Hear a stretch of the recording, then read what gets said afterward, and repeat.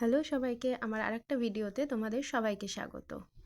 এই গাছটার যতদূর নাম মনে হয় সাকুলেন্ট, কিনেছিলাম দার্জিলিং থেকে অনেক শখ করে। এখানেও পাওয়া যায় কিন্তু কেনা হয়নি কোনো দিন, কিন্তু শখ ছিল অনেক দিনের আমার কেনা।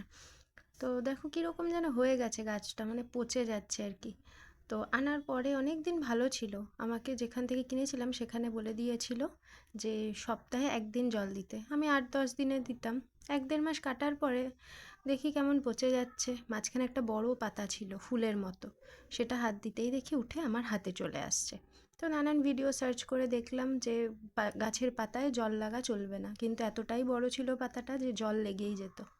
তো অগত্যা আজকে দেখি উঠিয়ে অন্য কিছু করা যায় নাকি। একটাই শুধু ভালো আছে, দেখি ওইটা লাগালে কি হয়।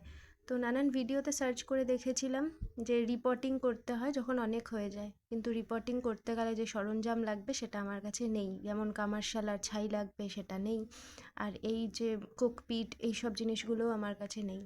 তো যাই হোক, এরকমভাবেই লাগাচ্ছি, দেখি কি হয়। তো এটার মাটিটাও যেন কেমন, এত ঝুড়ো মাটি যে জল নিচের দিকে যায় না, একদিকেই দাঁড়িয়ে থাকে। তো দেখি এরকম কেটে কেটে কাঁচি দিয়ে লাগালে হয় নাকি। তোমরা যদি কেউ জেনে থাকো অবশ্যই আমাকে জানাবে যে কি করলে এটা বাঁচবে, আর নয়তো আর একটা নতুন কিনে আনতে হবে।